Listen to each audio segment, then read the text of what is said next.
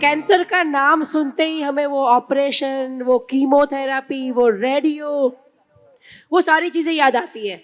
और अगर पड़ोसी के किसी सगे को कैंसर हुआ, हम यहाँ पे डरने लगते हैं।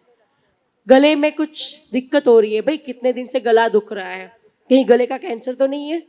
मुंह में कुछ हो रहा है, कहीं कैंसर तो नहीं है। डर लगता है कि नहीं? डरते हैं, राइट? तो क्या कैंसर जैसी बीमारी भी, उसका भी कोई अल्टरनेटिव सॉल्यूशन है जो हम बिना मेडिसिन या तो सपोर्टिव सिस्टम से हम उसको हील कर सकते हैं? तो नेक्स्ट जो हमारा केस स्टडी है वो डॉक्टर रंजन सर का, जिन्होंने एक कैंसर पेशेंट को कैसे अल्टरनेटिव माध्यम से उनको हील किया है। तो सर, ओवर टू यू।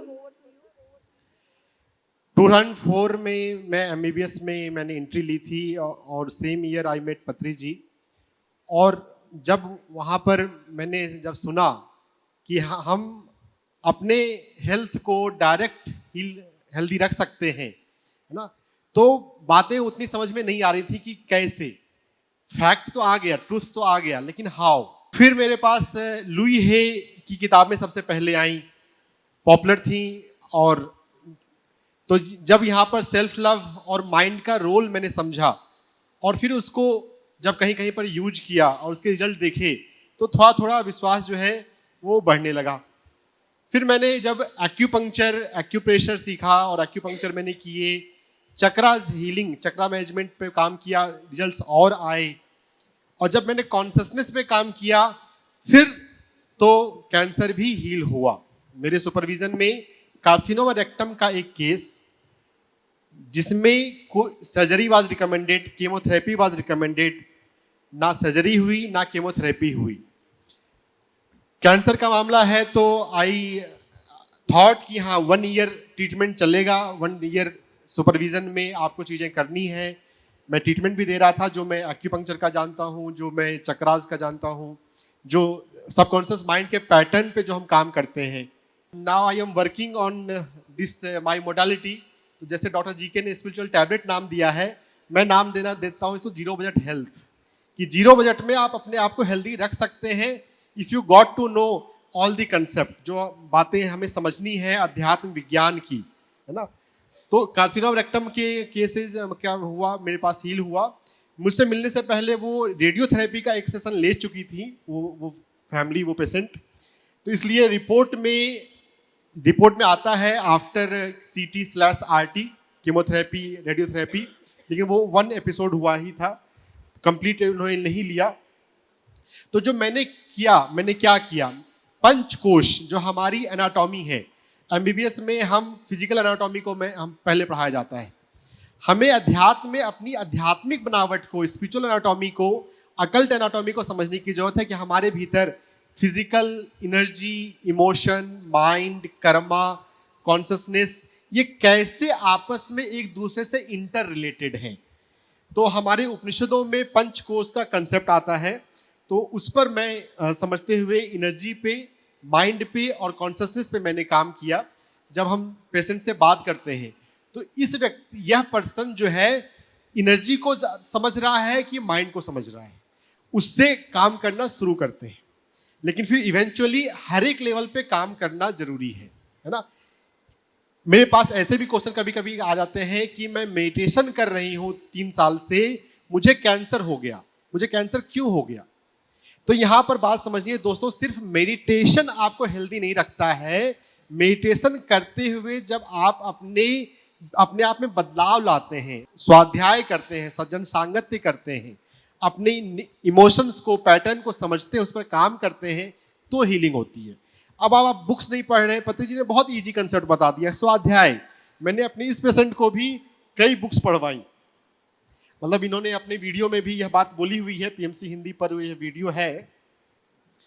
तो ये एक स्टेज 3 कैंसर था, है ना, लोकल लिम्फ नोड्स में जा चुका था ट्यूमर। और इसमें जो सिम्टम थे वो स्टूल में ब्लड आना, कार्सिनोमा रेक्टम में ये प्राइमरी सिम्टम होता है। वेट लॉस की हिस्ट्री थी, वीकनेस था, फटीग था, और चूंकि एक राउंड ऑफ रेडियोथेरेपी भी हुई थी, तो उससे भी जो फटीग है, वीकनेस है, वो बढ़ सकती है। तो जब मैंने ट्रीटमेंट शुरू किया तो सबसे पहले पेशेंट जो जिस सिम्टम से सफर कर रहा होता है उसमें वो इंप्रूवमेंट चाहता है। अगर उसका जो बॉडी पेन है वो सबसाइड करे तो उसका विश्वास आता है कि हाँ this alternative modality is working. इस कैंसर पेशेंट को हील करने के बाद मेरे पास लगभग 100 कैंसर केस पेशेंट ने अप्रोच किया, मेरे से बात करी, मेरे से। लेकिन द थिंग इज कि पेशेंट कंप्लायंस, पूरी बातों को समझ के यह पेशेंट मेरे साथ 10 महीने मेरे साथ रहकर ट्रीटमेंट लेता है, काम करता है, तो वो हीलिंग हो जाती है ना। जब आपको एक डिजीज है तो थोड़ा एक्सपर्ट ओपिनियन, एक्सपर्ट सपोर्ट चाहिए होता है। तो यहाँ पर भी मैंने योग निद्रा से मेडिटेशन का एक इजी वर्जन है, प्रोग्रेसिव मसल रिलैक्सेशन बोलते हैं मेडिकल में। योग निद्रा लेट कर बॉडी के एक एक बॉडी पार्ट्स को रिलैक्स करते हैं।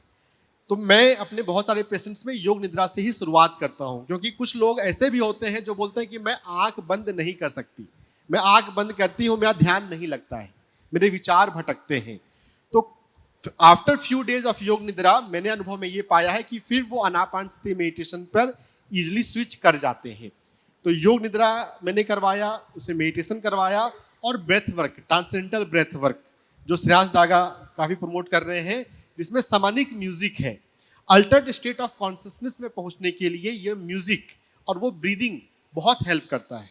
जो हमारे सबकॉन्शियस पैटर्न है कि किस ट्रॉमा, किस पास्ट लाइफ इवेंट की वजह से उस पर्सन को इशू हुई है।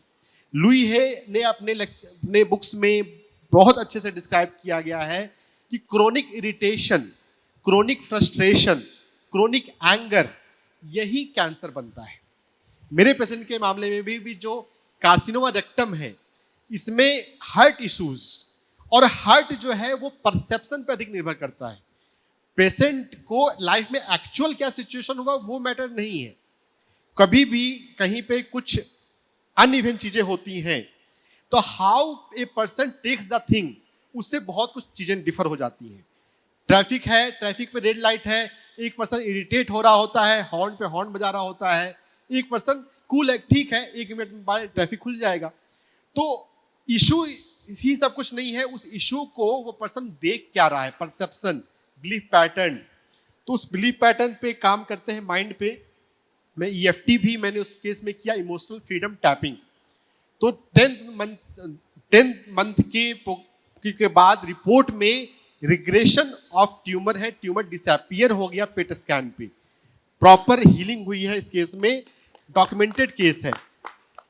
बस चूंकि पहले एक रेडियोथेरेपी हो गई है तो वो पेपर पे दिखता है कि आफ्टर CT/RT, तो वो एक पढ़ने वाले उसको के लिए हो जाता है कि पूरा ट्रीटमेंट लिया है क्या, है ना। तो ये पूरा केस जो है PMC हिंदी पे आत्मा की यात्रा में, पेशेंट की मदर का नाम संजना कपूर है, वो आत्मा की यात्रा पे उपलब्ध है। That the mother of patient is now properly spiritual teacher, ना। She is conducting various meditation session, various healing session, various swadhyaya session. एक अच्छी बुक है कर्मा हैंडबुक, ट्रूथ झाडो, उस पर स्वाध्याय उन्होंने प्रेजेंट किया हुआ है। मैं इस केस में ही आगे बढ़ता हूँ। तो यहाँ पर energy work, mind work, consciousness work होने पर चेंजेस आते हैं। और यहाँ पे जो कॉन्शियसनेस का एक पॉइंट मैं बहुत अच्छा बताना चाहता हूँ, कैंसर टॉपिक के ऊपर radical remission is the best book, जिसमें 100 से ज्यादा, मेरे पास तो एक कैंसर केस है, 100 से ज्यादा कैंसर हील्ड हुए केस की केस स्टोरी की समरी ऑथर ने इस बुक में लिखी है। 10 स्टोरी को डिस्क्राइब किया है पूरा प्रॉपर, और वो फाइंडिंग है। तो ऐसी बुक्स को पढ़कर होप जगता है पेशेंट्स का कि हाँ मैं हील हो सकती हूँ। और रेडिकल रिमिशन, हाँ ये वीडियो आ गया है ये जस्ट। पेज से ये पेज पढ़ो, अपनी बेटी को पढ़ाओ, ये किताब मंगाओ लुइस है कि you can heal your life, उसको पढ़ो, ये करो। तो शुरू में लगता था कितना पढ़ाएंगे, लेकिन ये तो टिप ऑफ द आइसबर्ग था। तो धीरे धीरे पढ़ते पढ़ते तो जाना कि कहाँ सोए हुए थे हम, असली जागरण तो अभी हुआ है, ध्यान के साथ, स्वाध्याय के साथ, सज्जन सांगत्य के साथ। तो स्वाध्याय टीम से जुड़ी, स्वाध्याय करने शुरू हुए। बीच बीच में मेरी बेटी का ट्रीटमेंट हो रहा था। जब हॉस्पिटल गए तो देखा कि हाँ ट्यूमर का साइज तो वो कम हुआ है, लेकिन डॉक्टर्स बोलते सर्जरी करो। बोला नहीं, I don't wish to do surgery. अब ध्यान में आने के बाद ये समझ लिया था कि ऑल्टरनेटिव है। तो डॉक्टर्स ने बहुत बोला, मेरे रिश्तेदारों ने भी बहुत ताने ऐसे बोला कि पढ़ी लिखी है, क्या कर रही है, खिलवाड़ कर रही है। मैंने अपनी बेटी से पूछा, do you wish to go for all this surgery, this bag? उन्होंने बोला कोलेस्टमी बैग लगेगा, रेडियो, हम अब कीमोथेरेपी देंगे इंट्रावेनस। तो कहती no mom, I don't wish to go, and even I didn't. मेरे फादर लॉ मेरे सपोर्ट में थे। मैंने अंबिका को फ़ोन किया, मैंने Ambika I am going for this now, I do not wish to go. तो गो हेड। तो फिर एक हो गया, डॉक्टर साहब का साथ था, I am in the right hands now, मेरे को ऐसे लगा। और वो फेथ और ट्रस्ट भरपूर था, वो आत्मा ने भी गवाही दे दी थी। तो हमने सर्जरी नहीं कराई, हमने this is a full 1 hour story, आप पीएमसी हिंदी पर देख सकते हैं। फेथ एंड ट्रस्ट अगर आपका आता है और आप काम भी करते हैं, सिर्फ फेथ की बात नहीं है कि पत्री जी मेरे साथ हैं, पत्री जी की ब्लेसिंग मेरे साथ है, see that doesn't work. You have to work on yourself. स्वाध्याय करना है, इमोशन पर काम करने हैं, कॉन्शसनेस पे काम करना है। तो इस कॉन्शसनेस की बात में मैं बहुत इंटरेस्टिंग बात बताना चाहता हूँ, जो यहाँ पे विज्ञानमय कोश और आनंदमय कोश की बात आती है। विज्ञानमय कोशा इज कॉजल बॉडी। तो जब हम मेडिटेशन में एनर्जी आती है, माइंड के बारे में हम जगना शुरू करते हैं। मैंने चक्रा पे काम किया था, तो इसलिए चक्रा का फोटो मैंने लगाया है। योग निद्रा मैंने करवाया। ब्रेन वेव्स, जो कॉन्शसनेस को समझने की बात है कि कुछ लोग पूछते हैं कि डीप मेडिटेशन होगा तो हीलिंग हो जाएगी। यहाँ पर डीप मेडिटेशन को समझना है कि जब आप मेडिटेशन में इतने शांत हो जाते हैं कि आपको अपने हाथ पैर का पता नहीं चलता, उस समय आप डेल्टा वेव में होते हैं। The main healing happens in delta state. कुछ लोगों ने ऐसा मान लिया है कि अगर मेडिटेशन में विजन होते हैं तो हीलिंग हो रही है। That is theta, that is good, but that is not the best. Best is delta, और डेल्टा से भी ऊपर आता है गामा, हार्ट कोहेरेंस। जब आप सर्विस करते हैं, service out of love, selfless service, जितना आपके अंदर देने की भावना होती है निस्वार्थ रूप से, आप मेडिटेशन में गामा में उतर जाएंगे। Delta and gamma heels best. Theta में भी हीलिंग होती है, योग निद्रा करते हैं हम अल्फा में पहुंच जाते हैं, अल्फा में भी कुछ हीलिंग हो जाती है। हिप्नोथेरेपी वाले, एनएलपी वाले हीलिंग पा लेते हैं अल्फा में जाने के कारण। डेल्टा और गामा में हम जाएं, cancer can be cured easily. Cancer कोई बड़ी बीमारी नहीं है, it is a disease of mind and you have to work on consciousness. Delta और गामा को समझिए। माइंड टू मैटर किताब हिंदी में पत्री जी ने ट्रांसलेट करवाई है, अवेलेबल है, पढ़िए, इंग्लिश में भी अवेलेबल है। इस पर काम करेंगे कॉन्शसनेस पे तो हील हो जाएगा। जब आती है बात की केमोथेरेपी कराएं, क्या कराएं, जस्ट ट्राई 3 मंथ, देखिए, या फिर 1 मंथ। अल्टरनेटिव में अगर आप कीमो पे जाना भी है आपको, आप 1-2 महीने तो अल्टरनेटिव ट्राई करके देख लीजिए, प्रॉपर वे में समझते हुए। सिर्फ अपने से घर पे कर रहे हैं यूट्यूब वीडियो देख के, दैट्स नथिंग। आपको किसी एक्सपर्ट से जुड़ के करना चाहिए, है ना, क्योंकि आप जब परेशान हैं आपको कई सारी चीजें करनी है। रिजल्ट 1 महीने में नहीं आया, यू विल से कि मेडिटेशन से हीलिंग नहीं होती है। मेडिटेशन से हीलिंग होती है, इनफैक्ट स्पिरिचुअल प्रैक्टिस से हीलिंग होती है, सिर्फ मेडिटेशन नहीं। आपको 24 आवर्स बदलना पड़ेगा। आप 1 घंटे 2 घंटे ध्यान में बैठ रहे हैं, बाकी 22 घंटे का क्या, बाकी 22 घंटे में अगर आप जजमेंट कर रहे हैं, कंप्लेन कर रहे हैं, तो हीलिंग नहीं होगी। Every judgement, every complain creates negative karma, और आपकी बीमारी में, एटलीस्ट कैंसर जैसी बीमारी में, कर्मा का तो रोल 100% है। तो ये केस में इस तरह से मैंने अपनी हीलिंग करी है। इस तरह से करके हीलिंग कोई भी कर सकता है। मैं समय ज़्यादा नहीं लूँ, बहुत सारी बातें करनी है। तो ये read this mind to matter, Louise है और रेडिकल रिमिशन।